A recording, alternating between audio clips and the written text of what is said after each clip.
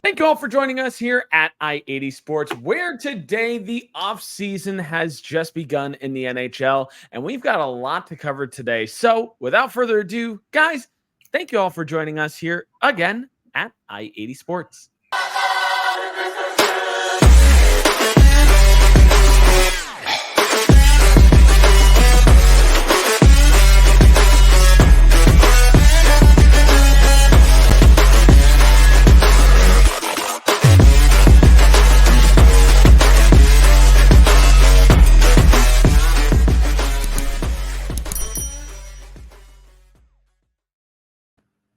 Thank you all for joining us here again at I-80 Sports. Make sure you follow us down below, youtube.com/NHL on I-80 Sports. You can watch all of our content there. You can also check out our previous content on the Designated Pundits, formerly I-80 Sports, there as well, for all the recaps from this past season. And make sure you subscribe down below, since it's likely that you're not, and comment down below with what you feel like are some of the best moves of the offseason thus far. And if you currently follow us on Twitter, make sure you follow us down below at I80_Sports NHL. And if you follow us already, thank you guys so much for all of your support. And make sure that you listen to this anywhere where you enjoy podcasts as well. It'd be really great for everybody to follow us. All right. I'm Brian. He's Tom. Tom, how you doing today? I'm doing well. And the season is over. Finals are over. It's really crazy this year because it's kind of all like clumped into one little area. You have the finals and then the draft and then free agency, and it's just like one thing after another. So I kind of like it, but you probably won't see this again. The players are already saying they want to start the season early and end the season earlier. Management obviously wants time, to prepare for the draft and free agency. It was a crazy time this last week. Yeah, it's been a flurry the last month, I would even say, and it's surprising because we're at the beginning of the summer. So, yeah, without further ado, let's talk. We're going to recap what we haven't talked about and then go forward with our off-season talk as well. But before we get to the off-season talk, we got to recap a little bit about the Stanley Cup. We saw the Florida Panthers face off against the Edmonton Oilers, and it was a series that, as I predicted, went to Game 7, and it was an exhilarating series. Florida went up early 3-0. Edmonton scratched and clawed back to even the series 3-3, and lo and behold, in Game 7, the Florida Panthers beat the Edmonton Oilers 2-1 to capture their very first Stanley Cup. It was just their third time going to the Stanley Cup final as well. Tom, what are your immediate thoughts from the Stanley Cup final? Did you like the Stanley Cup finals this year? And just in general, what were your thoughts? I mean, I liked it. Was it the best one I ever saw? I'm not going to say it was. That belongs to Chicago and Boston back in 2013. That was a great final. Would it have been better if Edmonton won? Yeah, it's not because I'm a salty Ranger fan. It's just it would have been a great story. You have Edmonton coming back from down 0-3. We haven't seen that since 1942 with the Maple Leafs beating the Red Wings. Would have also been Connor McDavid's first cup, and to win it that way, that would have been something else. I'll tell you what, I thought, just like many others, that this series is over after Game 3 and even Game 4. With Edmonton, I know Edmonton blew them out in Game 4, but a lot of us thought that, it was a gentleman's sweep. Florida will come back and win it in 5. Didn't happen that way. And after the domination that Edmonton showed in Games 5 and Game 6, along with just McDavid being on fire in Game 5, you were thinking, wow, if this is going to be the way he wins his first cup, I'll tell you what, it's going to be a hell of a story. Unfortunately, it didn't happen. Florida went for it. They had to win one game in their barn. They did win it. It was a tight game. I honestly thought Edmonton was going to come back and tie it and force overtime up until maybe 3 minutes left in the third period. That's when I said, okay, Florida's got this. The unfortunate part about Florida is this. Florida seems to be following a model that a team in another non-traditional market seem to be doing, and that's the Vegas Golden Knights, following a model of go for it, go for it, go for it, screw your cap up, screw your draft capital up, screw your prospect pool up to win one cup. Now, we're kind of seeing what's happening with Vegas already, and we saw what happened last year.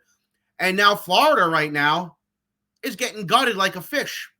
Sam Reinhart did resign, yes. Brandon Montour, gone. Vladimir Tarasenko, gone. Oliver Ekman-Larsson, gone. Anton Lundell sitting there as an RFA with the potential to get offer sheeted by somebody. Actually, the update on that one, Anton Lundell just did sign a 6-year extension at $5 million per year. Okay, so they have him back. You still barely have a third line. Your whole fourth line is not coming back. You already lost Brandon Montour and Oliver Ekman-Larsson. You have Aaron Ekblad on the trade block. Okay, understandable. You have a terrible prospect pool. You have no draft capital. Where are these players going to come from? I'm sorry, this team is not going to be a dynasty. Enjoy your cup now, South Florida. The few diehard fans you got, the ones who just showed up for the last 2 playoff runs, I'm sure they'll be off playing golf or doing something else next year at this time, enjoying their summer again. Because enjoy it now, because this team's not a dynasty. They're not a dynasty. They won't be back. And I'm not saying they're not going to make the playoffs next year. That's a little bit of a stretch. But they're not going to be the same team that you saw this past year and the year before and the year before that. They're going to have some struggles next year. I'm going to move on to Edmonton right now, just like 06. They forced Game 7 with a Southern team. They came up short. Will they be back? I'm going to say, yeah, you have Connor McDavid and Evan Bouchard. I'd say they'll be back. They just signed Jeff Skinner to a deal, who I don't know how that's going to really go, but we'll see what happens later on. But the real question is when. And I'm not sure that might be next year.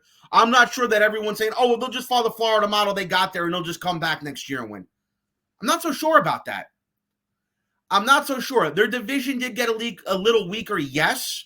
The West got a tad bit stronger, yes. But, man, it's very difficult to repeat what they did. And like I said, I'm not so sure they'll be back next year. I think they'll be back there eventually, yes. I think they'll probably win eventually, yes. But I just don't know if it'll be next year. Maybe the year after, maybe the year after that. I tip my cap to, like I said, Connor McDavid and Evan Bouchard. The real question going forward with Edmonton is going to be with Leon Draisaitl. He had himself a great playoffs, but as the playoffs went on and the rounds got deeper and they got deeper and deeper in, his play seemed to get lesser and lesser. And the real question is, when his contract is up, unless he has a big year next year and they turn it around and come back and do what I said they weren't going to do, he comes out and is like Evgeny Malkin in 09 with the Penguins. What's going to happen with his next contract? And is it going to come to a point where they're going to play hardball and he walks away from the Oilers because they use that against him? That's going to be an interesting question, but that's a question for another day. Congrats to the Oilers. They got there. They forced it 7. I wish they would have won. They didn't. And like I said, I don't think they have anything to worry about. I just don't know, like I said, like I reiterated before, if they will be back right away next year. Yeah, I mean, there's a lot to digest from this. First and foremost, right off the top for me, this might have been one of the more thrilling Stanley Cup finals in recent memory, where I felt like over the last 4 years, the Stanley Cup finals have been a little bit more predictable. There was some unpredictability after Game 5, I'll say. After Colorado Game 5, Tampa was pretty good. Well, yeah, but unpredictability in the sense that, like, once you got out past Game 5 and Game 6, there was really this kind of air of confidence of like, oh my God, Edmonton might actually make history here. And it didn't happen for Edmonton this year. Congratulations to the Florida Panthers, who sealed the deal in Game 7, but they're going to find themselves in some uncharted water here, managing the Stanley Cup hangover. And it could be a hangover, but it also maybe could not be as big of a hangover as some people predict. They have retained bigger pieces such as Sam Reinhart and Anton Lundell, which I'll get back to talking about that in just a second. But they've lost bigger parts of their defense, such as Brandon Montour and Oliver Ekman-Larsson, as Tom had mentioned before. There's also rumors abound that Aaron Ekblad is, in fact, on the trade block. We'll see if the team is willing to bite on that contract or part of that contract. Time will tell on that. But time's really going to tell how Florida will be in the fall. But all signs honestly point to them staying quite competitive to open the 2024-2025 regular season. If we look at this team on paper right now, the top 6 is completely retained. Carter Verhaeghe, Alexander Barkov, Sam Reinhart, Matt Tkachuk, Sam Bennett, Evan Rodriguez, still in the fold. at the start of this season. You have that third line, which you really only miss one name. You've got Eetu Luostarinen, Anton Lundell, and now you have Mackie Samoskevich possibly slotting into that third line spot. The fourth line are all brand new names. You've got Jesper Boqvist, Thomas Nosek, and Mackenzie Entwistle, Entwistle rather, that are possibly going to be filling that role on the fourth line. That's just a projection from Daily Faceoff. I don't know how much I'll trust that. The defense is weaker, yes. Gustav Forsling, Aaron Ekblad, Dmitry Kulikov, Nico Mikkola, Uvis Balinskis, and Nate Schmidt, who was recently picked up from free agency as well. You do retain your starting goaltender in Sergei Bobrovsky, but now taking the backup role is Chris Driedger, who just spent most of the time in the AHL this season because he was log jammed.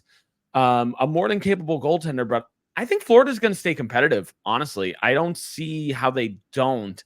I still think they're a playoff team, but you got some question marks after this year for sure.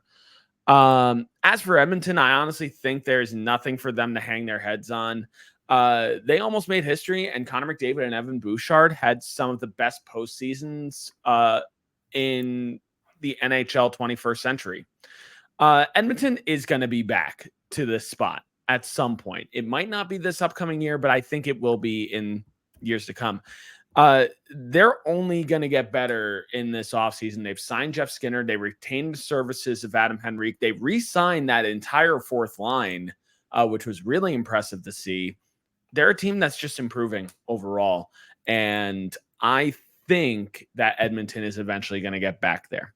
All right, so moving on from there, we had a bunch of coaching changes that took place, as we usually do in the offseason. To run this down real quick, the Buffalo Sabres fired Don Granato and replaced him with Lindy Ruff. Los Angeles fired Todd McClellan, replaced him with Jim Hiller. New Jersey fired Lindy Ruff early on in the 2024 season, replaced him with Travis Green. Didn't retain Travis Green and since hired Sheldon Keefe. The Ottawa Senators fired DJ Smith and replaced him with Travis Green. San Jose Sharks fired David Quinn and replaced him with Ryan Warsofsky. Seattle fired Dave Hackstall, replaced him with Dan Bylsma. St. Louis, early on in 2023-2024 season, fired Craig Berube, have replaced him with Drew Bannister. Toronto fired Sheldon Keefe after the postseason and replaced him with Craig Berube. And the Winnipeg Jets saw Rick Bowness, their former head coach, go off into the sunset, into retirement, and hired Scott Arniel to replace him. So of these moves, Tom, what are some of the better coaching changes and what are some of the head-scratching ones to you? All right, so here's what I'll say. I'm going to tell you right now, none of them really are screaming great hiring to me. Initially, I would say Berube might have been that for Toronto. But, man, I don't know if Berube's had a change of heart or whatever, and I don't know if management has sat down with him. Berube won a cup in St. Louis, yes. They had a miracle comeback, yes.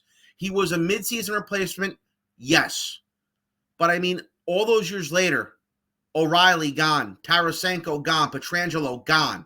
All those guys were gone.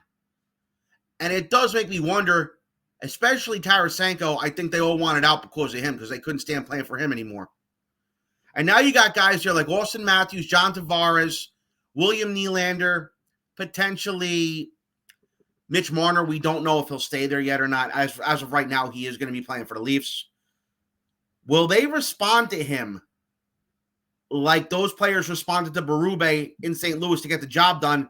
And if the job does indeed get done, will the message run stale? And will those players be wanting out of town, or Berube be forced out of town yet again? Berube is an interesting one. And the only reason why I pose this question now is because I brought this up a couple of months ago about the Leafs maybe wanting to have Joel Quenneville instead. But they couldn't do anything with Quenneville because guess what? He hadn't been reinstated. Well, he was reinstated yesterday. And now you really got to think, are the Leafs kicking themselves in the you-know-what for not waiting for this? Because I think Quenneville was a guy they would have rather had. Quenneville was able to handle the players in Chicago. He won 3 Stanley Cups. He didn't run anybody out of town. just sometimes the way it goes in sports nowadays, sometimes the coach's message runs stale, and he was let go after a number of years, but he won 3 Stanley Cups there. Berube won the 1 cup in St. Louis, and then the team didn't really do anything of note afterwards. They had a good year the following year. I think they went out in the first or second round in the bubble, and then after that, they weren't much good after that. And then your 3 key cogs were out of there within. Pietrangelo had been out of there, I think, 2 years after the win, and by the end of last year, O'Reilly and Tarasenko were gone. So I don't know, man. I don't know about Berube. Keefe to the Devils. Okay, we know Keefe's resume in Toronto. He won everywhere else he was, yes. He'll have less pressure on him in New Jersey to do anything. He won't have the media up as 24/7. He literally won't have reporters around him surrounding every decision he makes. But he doesn't have as heavy of a roster there as he did in Toronto. As good as Jack Hughes, Timo Meier, and Nico Hischier are, let's face it, man. They're not Austin Matthews, John Tavares, William Nylander, and Mitch Marner. And I think, although he had the coach there, I think that sometimes as a coach, when you realize you got the players who can do the job, that coaching in the regular season wasn't as big of a job for him. Now with these guys who are not saying they're bad players, but maybe lesser players than that, he may need to coach a little more, and it's going to be interesting to see what happens with him. Seattle, Dan Bilesma, another guy. He won his Stanley Cup, yes, but just like Berube, he was a midseason replacement in 2009. After 2009, what did the Penguins do during his tenure there? They did a whole bunch of nothing.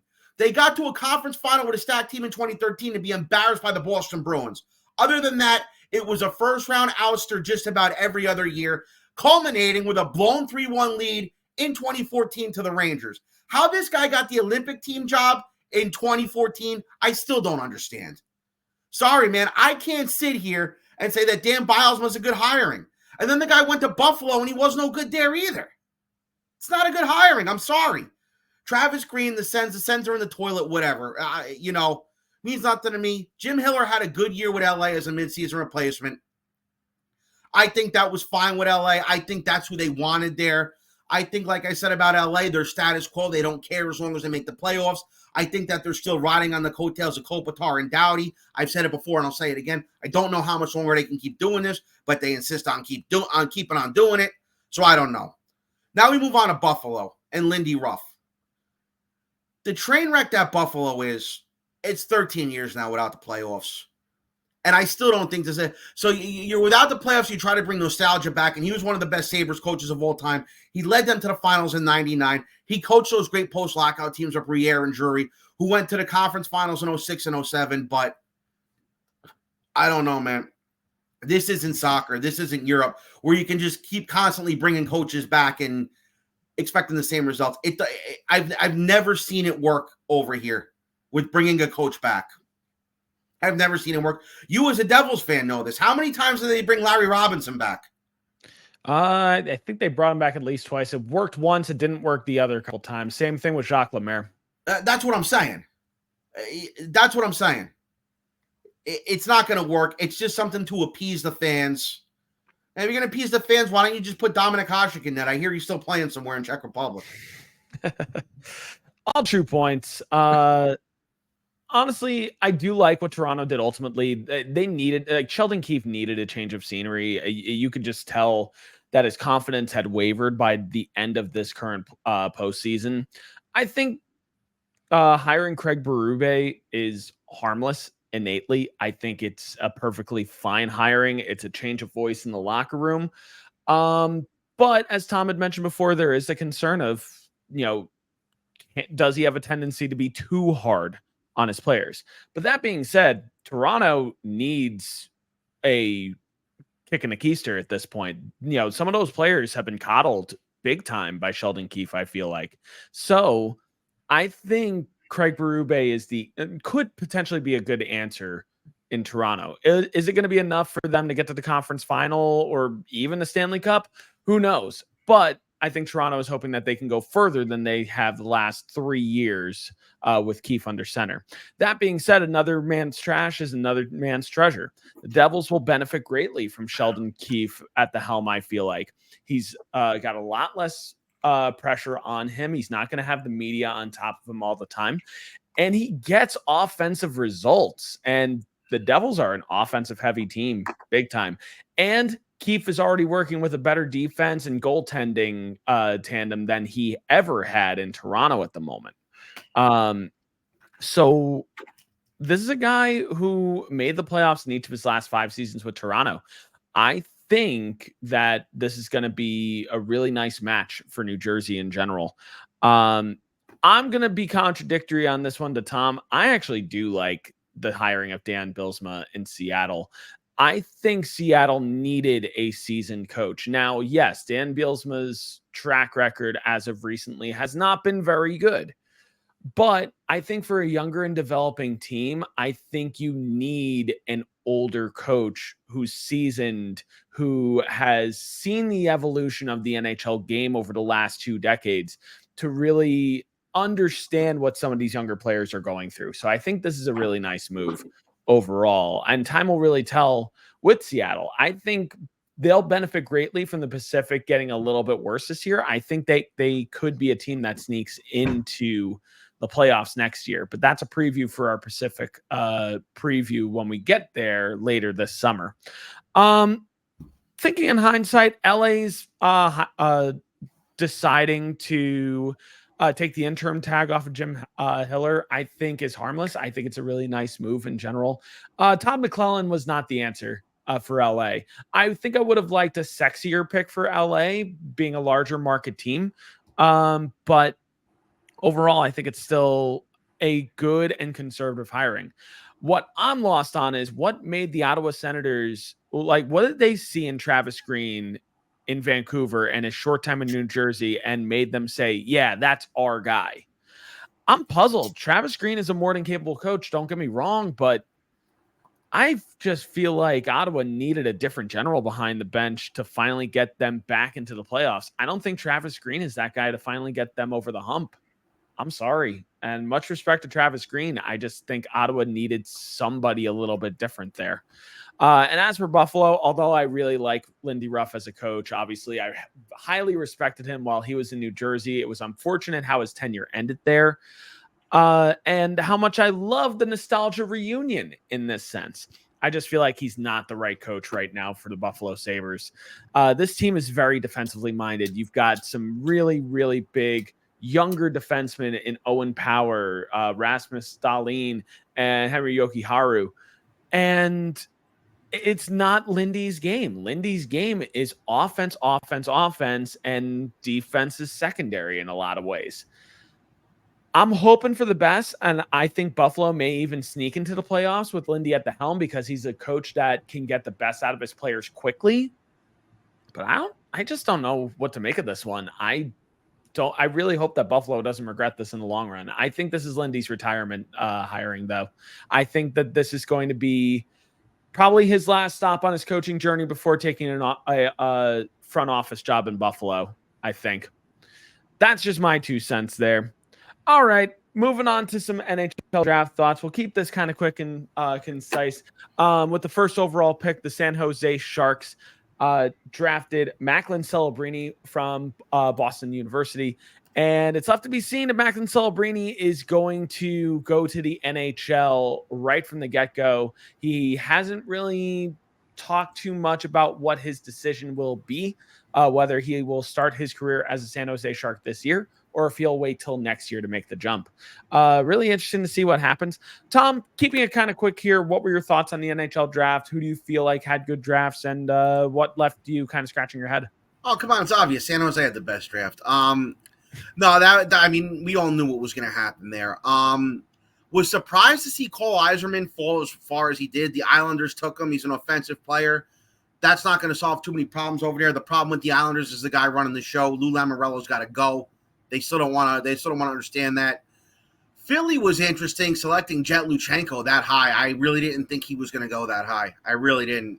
Some other ones, I actually really like Seattle taking Berkeley Catton. This kid's a really good player, and he may surprise people once he's finally ready to come into the league.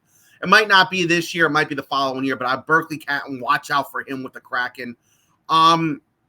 Just some other ones there. The Bruins bringing in Dean Latorno. I like that a lot. The kid obviously has only really played just a little bit of junior hockey in Canada, some low-level junior, and he played a little bit with the USHL last year. He's going to Boston College. We'll see what happens, but the kid, he's tall, he's got size. Watch out for him. Another guy who Utah stole, who I thought would be lower, who went a lot higher than I thought, Cole Boudouin. This guy's got size, hand speed. He's got everything. Cole Boudouin, I wanted the Rangers to get him. Obviously wasn't available. Watch out for him. Really watch out for him. He's a big player, strong player, has speed, has a shot. Watch out for him. I liked what the Rangers did, bringing in this kid, E.J. Emery. I obviously didn't want him to get a defenseman, but it had just gotten to a point when where they were drafting, you looked at the forwards who were available, and it was just to a point where you're just kind of like, you know what, this might be the best guy they need. You know, Ryan Lindgren is not getting any younger and is going to wear down more and more. And I think by the time E.J. Emery's ready, it might be time to say goodbye to Ryan Lindgren and bring him in. We'll see what happens with that. I like that pick a lot by them, though. I will admit that. Yeah. I got to agree with some of these takes here. San Jose had a decent draft. Macklin Celebrini is going to be a really nice shot to the arm once he finally gets to the NHL level, whether it's this year or next year. Chicago getting their defenseman of the future with Artem Lashunov, I think is great as well. He's a very, very skilled defenseman, and I think he's going to be very good in years to come. What left me scratching my head was Anaheim passing on Ivan Demidov and Anton Salayev and picking Beckett Sinek at the third overall pick. If you knew you were going to do that, why not trade down at that point? That's what leaves me scratching my head. If you knew that you were going to reach at 3, you know that there were teams that could have traded with you and you could have stockpiled a little bit. And especially because Anaheim needs draft picks. They need to get better quickly. You could have traded down with Utah, who was making moves. You could have traded down with Montreal, with Ottawa, Seattle, all teams that were wheeling and dealing over the last few days. So that left me scratching my head. Montreal made out like bandits getting Ivan Demidov at 5. I thought that might be the pick of the draft. Honestly, I think that might be one of the best picks of this draft. I think in years to come, I think he's going to be a potential really important player for Montreal with their core, who Montreal now has their entire core locked up until 2030. They just locked up Uri Slafkovsky, the first overall pick from a few years ago, and they've got Cole Caulfield and Nick Suzuki locked up until 2030 as well.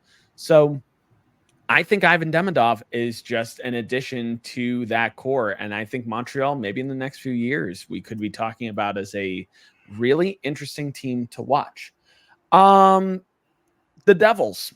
I hate to keep harping on this. I hate to sound like a homer in general, but Anton Salayev dropping to them at number 10, a 6'7", moving defenseman, I think is huge for the New Jersey Devils here, because the one critique of the New Jersey Devils over the last few years was the development of defensemen. And I think just adding to that younger defensive core that already includes Luke Hughes and Simone Nemeth, I think is great. I thought it was a really, really good value pick for New Jersey. And they also, in the second round, drafted Mikhail Yegorov, one of the best goaltenders left on the board at that point. Some rate him as the second best goaltender of this draft. Some rate him as the first, as the best goaltender of this past draft. But another critique of the New Jersey Devils over the past few years, goaltending. You know, I think Tom Fitzgerald really kind of knocked it out of the park with what he was trying to do at the draft. Those are my 2 cents. We're going to move on here to probably the biggest thing that we're going to talk about right now, and that's trades and free agency. There has been a lot going on, and that is the understatement of the century. There has been so many moves that has happened. So you're probably wondering, okay, what exactly has happened? No, I'm not recapping all of that. We'll be sitting here for hours up with recapping every single move, every single signing. So here's my recommendation to you guys. If to the listeners and the viewers out there that want a good, concise place to go and look at what trades have been made, what signings have been made, go to tsn.com.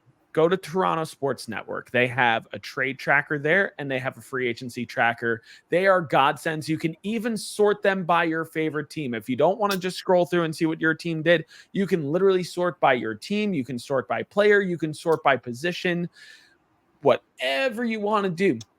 So check out tsn.com. They have a complete trade tracker there and a complete free agency tracker for all the moves that you want to catch up on. So I'm not going to recap them all here, but what we are going to talk about is who we felt so far, because we're still so early in the summer. When we're recording this right now, it is currently July 3rd, and there's still a lot going on.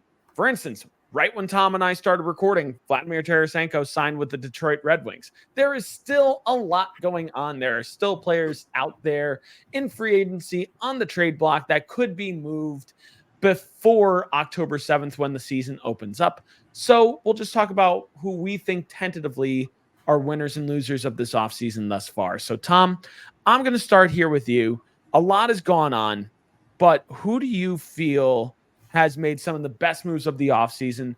Who are you hoping is not done so far, and who has not done enough to make their teams better, or who's really looking worse for wear after losing some players in this offseason? Tom, you have the floor. Well, what I'm going to say this. I don't think any of these moves is winning anybody a Stanley Cup that made these moves. Is it moving the dial? Is it improving them? Yes. But I'm going to have some controversial takes here, and especially one of them, some people might not like it. I don't really care. I will say this. I'll tip my cap to your New Jersey Devils. You brought in Jacob Markstrom. You improved your D. You improved your bottom six. You probably got yourself back into the playoffs next year in a pretty weak Metro division, a weakened Metro division, especially after what Carolina did, losing all that they lost, including Brett Pesce and Teuvo Teravainen. Losing those guys, Carolina is going to take a step back. Will it be a significant step back? I don't know.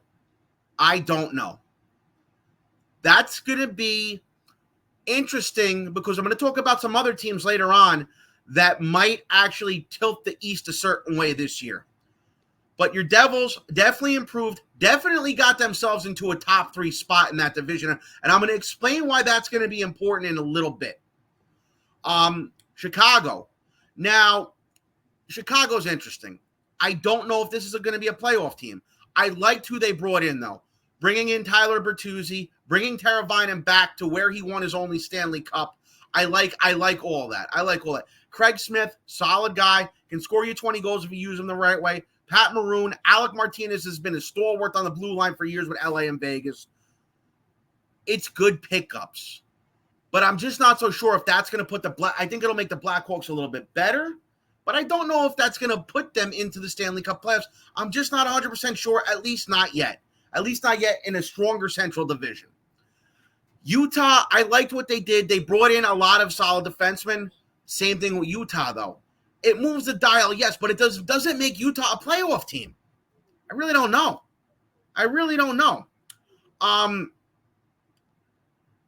Now, here's where the controversy is going to start. First, I'll start with Washington. Okay, you brought Dubois in, and you got to hope it works this time around. You brought Chychrun in. Okay, but you already have Carlson, so why do you need him? It's going to make them a little bit better, but again, doesn't make them that much better. I really don't know. Now, here is where I'm going to get a little controversial, and it's what the Nashville Predators did. I like the UC Saros deal. I like it a lot. And I like it as a selfish Ranger fan because they can use that as ammo when Igor Shesterkin is trying to resign. I love Igor. He's a great goalie, but you can't pay him $14 million. You just can't do it. You can't do it. If you pay him 10 and you point at Saros only taking 7, you might even be able to get him down to 9. I don't think that's going to happen. But if you can convince Igor to take between 10 and 10.5 when that contract is up, you're in better shape. And you have the Saros deal now as a talking point. Now, moving on to what Nashville did. Those deals, those players, when you look at it with the naked eye, those deals make that team better. Yes, it does. But at the same time, I'm sorry. Those 3 players are not worth the term that they got on those deals. They're not worth that term.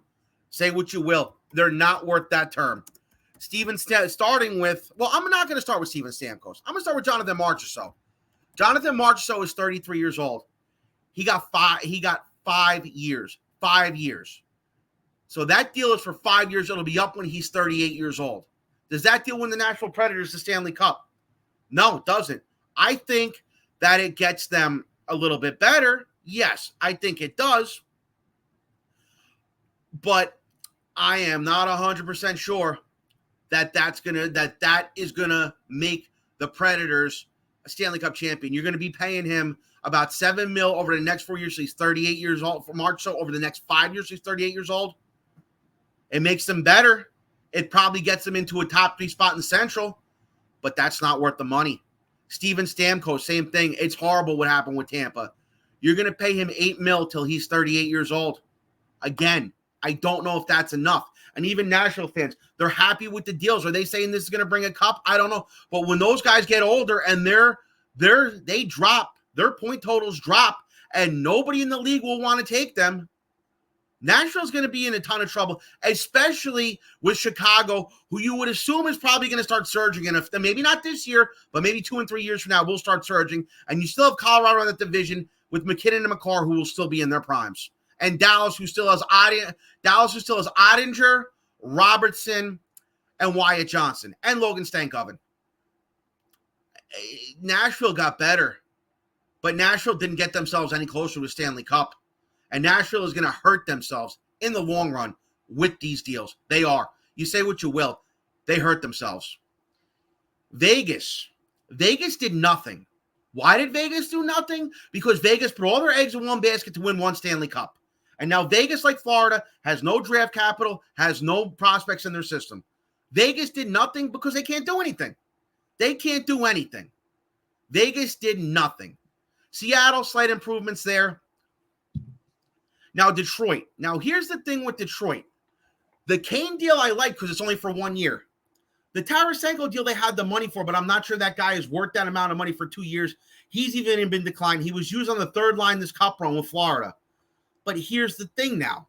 Florida got weaker, right?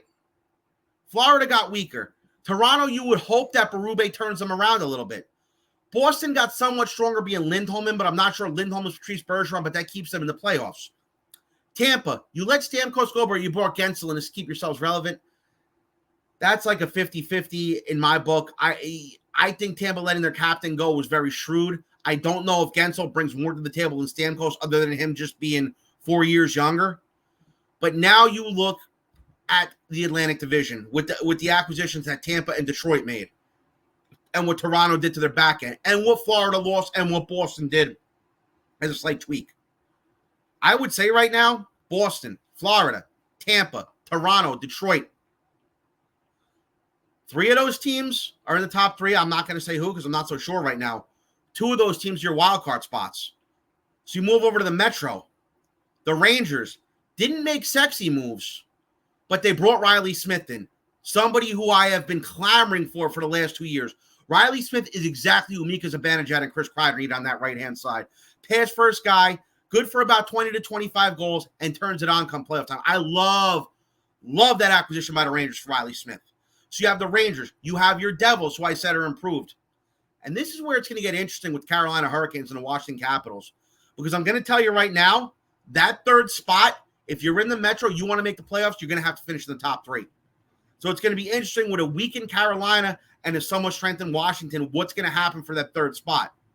I mean, if the Rangers, the Devils hit a struggle, that's going to be very interesting. That's going to be very, very interesting. I mean, as of everybody else, I think that's pretty much it. I like LA bringing in Darcy Kemper. It's a solid starting goalie in a Pacific that's a little bit weakened now as well. So we'll see what happens with it. But, yeah, my hot take is, to the naked eye, those moves look great in Nashville. But those moves I don't think those moves are going to win them the Stanley Cup. And those moves are going to get them in trouble somewhere down the line. I'm going to play devil's advocate on the Nashville side real quick before I get into what I'll talk about. like, yeah, to the naked eye, they're really, really good moves by Nashville. Like, you look at them just like, yep, Nashville definitely won the offseason. They win the offseason Stanley Cup, if you will. A title that has been held by the New Jersey Devils over the past like 2 years. And the more than Rangers won it likely. a lot once upon a time, too. Exactly. And you're right. They're moves that don't necessarily win you a Stanley Cup. Free agency very rarely wins you a Stanley Cup, but it gets you one step closer. And I don't think Nashville innately is done. There's one signing that, or trade rather, that people aren't talking about with Nashville. That's the real move here that is going to be a trickle down to another move coming up. And that's Scott Wedgwood as their backup goaltender this upcoming year. You want to know who that blocks? Yaroslav Askarov, who is one of the top goaltending prospects in the NHL right now, who has been ripping up the AHL. He's almost certainly demanding a trade out of Nashville after Nashville has re-signed Juuse Saros to an 8-year extension and now have Scott Wedgwood to back him up. I got to think that they've got a deal coming down the pipeline to get Yaroslav Askarov out of Nashville.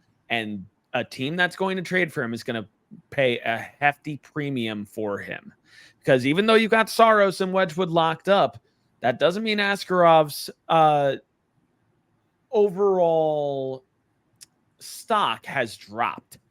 He still has a very high stock. He has a very high asking price. So Nashville's going to wait it out until they get the right deal in place. And if I'm them, I load up on prospects and I load up on draft picks and maybe get another NHL ready player or two to be thrown into that deal. They have the cap space to throw around. Might as well use it. Trade Askarov to get some picks, maybe a big prospect who's ready to come to the NHL, and maybe another NHL ready player to really help them out. I think, yes, these deals innately will age like milk eventually, but that is something that happens with every single team. Every team deals with players whose contracts age like milk. With the New Jersey Devils, I'm waiting for that to happen with Andre Palat if it hasn't already aged like milk a little bit. But it's the sacrifice you make in the attempt to do something that 31 other teams can't say they do in a given season, and that's win a Stanley Cup. Nashville gets themselves that much closer with these signings. It might not take full effect this year, but maybe 2 to 3 years down the line, we could be talking about Nashville as a favorite to win the Stanley Cup, depending on the moves that they make from here. This is definitely the spot. Going back to a few teams, I'm going to list some of my winners in no particular order. Washington, Utah, Chicago, Nashville, New Jersey. Washington got off to a questionable start to me, trading goaltender Darcy Kemper to LA for forward Pierre-Luc Dubois 1-for-1. I really did not like that deal at first. Even though you got rid of all of Kemper's contract, you bring on all of Dubois' contract. And I didn't like it at first until I saw what else Washington was doing, as they went on to make trades for Andrew Mangiapane from Calgary for only a 2025 second round pick. And they got their backup goaltender, Charlie Lindgren, in Logan Thompson from Vegas. And you also add in the surprising addition of Jacob Chychrun from Ottawa in exchange for Nick Jensen and a draft pick. You add on top of there the signing of Matt Waugh. Who else did they get this offseason? Taylor Radish, Brandon Duhaime. Yeah, these are all really, really nice moves by Washington. And I think we could be looking at a potential renaissance of the Washington Capitals. Only one problem. They need to solve their salary cap issue right now, because allegedly, as of right now, they're about $9 million over the cap. And that's including Nick Backstrom's contract going on LTIR. So they're going to need to figure out something quick. I don't know how they're going to dump that money. They're going to need to do something savvy, but we'll see what happens. The Utah Hockey Club, they stayed busy as a new franchise, taking advantage of other teams' cap troubles. They reshaped their defense by adding Mikhail Sergachev and John Marino, who are two very good and solid defensemen. The commitment to their defense continued by locking up Sean Durzi for 4 more years and also signing veteran defenseman Ian Cole. So that defense has been completely reshaped this offseason. And overall, this team all of a sudden is looking very, very, very interesting. That defense right now is looking like a top pairing of Mikhail Sergachev and Sean Dursey and a second pairing of Yusuf Valimaki and John Marino. That's pretty good top four for Utah, which is a lot better than it was last year. I don't know if Utah makes the playoffs in their first year as a franchise, but they could be a surprising team this year. New Jersey almost improved in every single way they needed to. They picked up Jacob Markstrom from Calgary for Kevin Ball and a protected first-round pick in 2025, and they managed to get Calgary to retain 30% of Jacob Markstrom's contract. They saved cap space by dealing John Marino to Utah, as well as picking up a tough and young player from Vegas named Paul Cotter in exchange for Alexander Holtz and Akira Schmid, which to the naked eye, you're probably thinking to yourself, wait, Alexander Holtz, he was the 7th overall pick from a few years ago. That seems like a bad trade. It's really not. Alexander Holtz, unfortunately, has not really panned out for the New Jersey Devils, and he's going to be a reclamation project in Vegas. Akira Schmid was blocked up by the goaltending additions of recently of Jacob Markstrom and Jake Allen, and New Jersey just decided to hitch their wagon to Nico Dawes and Mikhail Yegorov as potential projects of the future. So Akira was the odd man out in that. But you pick up a much-needed fourth-line guy in Paul Cotter and addresses a need of they needed to get tougher. They needed to, get guys that aren't going to get shoved off the puck and guys who are going to finish hits. That continued with free agency, and they stayed busy. They picked up Brett Pesce to play on the second pairing defense. They picked up Brendan Dillon, who finishes his hits. Stefan Nason, who finishes his hits. And they also pick up re-pick up Tomas Tatar as well. Stefan Nason is also a really nice reunion for New Jersey Devils as well. The Devils needed to improve the goaltending, the defense, and the bottom six, and I think they did just that. I think a lot of Devils fans were hoping for an addition in the top six. I think there's still time for that, and I think maybe towards the trade deadline this year, we could see that for the New Jersey Devils if they're sitting in a playoff spot. What else can be said about Nashville at this point that hasn't already been said? I'm just going to, move on from that for now. I've already talked enough about it. Lastly, I love what Chicago is doing by truly committing to building a competitive team around Connor Bedard. Now, I definitely don't think they're a playoff team. They're not a playoff team yet. They made moves for the future, though. Tyler Bertuzzi has signed a 4-year deal in the hopes that maybe by year 2 or 3 of that deal, maybe we could be seeing Chicago in a playoff spot by that point. Could be possible. They also picked up the following names: Teuvo Teravainen, Ilya Mikheyev, Sam Lafferty, TJ Brody, Craig Smith, Pat Maroon, Alec Martinez, and Laurent Brossoit.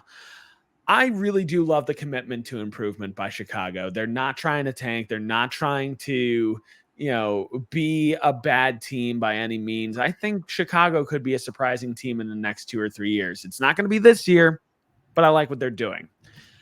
Now to teams that just leave me scratching my head. Tampa Bay has made my blood boil at this point. Why would you move on from Steven Stamkos and hitch the wagon to Jake Gensel instead? You give Jake Gensel $9 million a year, and you also give Steven Stamkos a nice little slap in the face on the way out.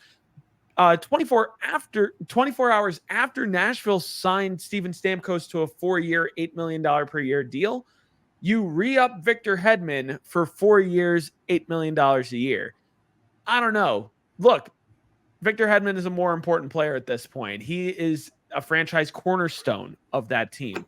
But I can't help but feel like that specific contract is a slap in the face to Steven Stamkos on the way out. It sounds like it was an ugly breakup, and you hate to see it. Steven Stamkos is a legend in Tampa Bay sports and will forever be a legend in Tampa Bay sports. But maybe some fences need to be mended after this. Tough to wrap my head around.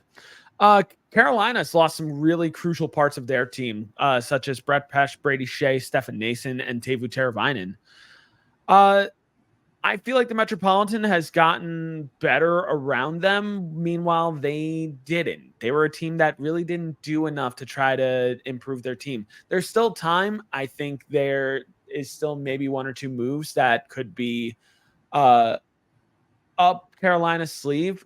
But I think retaining Rod Brindamore was one of the biggest things that they needed to do, and they did that. So I think that was one of the bigger moves that they made this offseason. But a lot of other teams got better around them. And now Carolina, I think it's going to be scratching for that third spot in the Metropolitan at this point. They're still very good, but they're not as good as they have been the last 2 years. There are a lot of teams I'm leaving out in general, whether it's talking about improvements or talking about getting worse. But don't worry. Tom as well, will have more thoughts on when we get to our division previews at the end of the summer. It's possible that, maybe we don't do any crazy videos over the next few weeks. Maybe we, kind of enjoy our summer a little bit and kind of let the news kind of pass by and then hit back at it in August when we start doing our division previews. We did that last year, and I think it's very possible that we do that this year. So to that, I say real quick, I just want to make mention before we move on to our question of the day. Thanks for following us this past regular season throughout the 2023-2024 season. It was a great season overall. A lot of fun hockey to watch overall. Maybe a little bit tougher being a Devils fan in general, but hey, I'm really excited for 2024-2025 regular season for all teams. I think hockey just keeps getting better and better, and I can't wait to watch even more. But in case this is the last video that we do until August, I hope everybody out there enjoys their summer. I hope everybody gets a chance to recharge, go on vacations, take new adventures, and relax a little bit. And we'll probably see you back here for division previews once we get there. Maybe even a news recap in August as well. Because I think at this point, Tom and I have earned a much needed break from the action, at least for a little bit, as we kind of, let the dust settle, figure out our next plans of attack as we go into the 2024-2025 regular season. But before we get there, let's wrap this video up in a nice little bow with our question of the day, which, let's keep it simple. Which team has made the biggest improvement this offseason? Comment down below with what you guys think. Tom, what are your thoughts? Who do you think has made the biggest improvement this offseason? I want to tell you right now, I'm going to say Chicago. I like what Chicago did, some short-term solutions to make a team around Connor Bedard. Hopefully, it turns out well in the long run. My opinion on Nashville, it might work right away. It might not. Remember in 2004, I remember the summer of 2004 when Colorado went out and signed Teemu Selanne and Paul Kariya. We all know how well that went. Not wrong. You're not wrong. For me, it's between Chicago, Washington, and New Jersey in terms of the teams that made the most improvements that needed to happen. But just for the memes and just to make people mad because I'm a homer, I'm going to go ahead and say New Jersey, because if they end up in a playoff spot next year where they weren't in a playoff spot this year, I think that's the biggest improvement in my mind. But as usual, guys, what do you guys think? Do you agree? Do you disagree with our takes? Let us know down below in the comments section. Join the conversation in general. Hit the like button and subscribe down below, youtube.com/NHL on I-80 Sports.